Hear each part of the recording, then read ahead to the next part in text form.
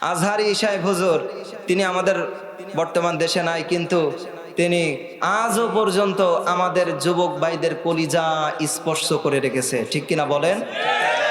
আজহারি সাহেবকে যারা ভালোবাসেন, আমি আজহারি সাহেবের হুজুরের সুর দেওয়ার পরে লিল্লাহি তাকবীর আপনারা একজন দিয়া আমি দেখবো আজহারি সাহেবরে এই কোরআনের পাখিটাকে কে কত ভালোবাসেন।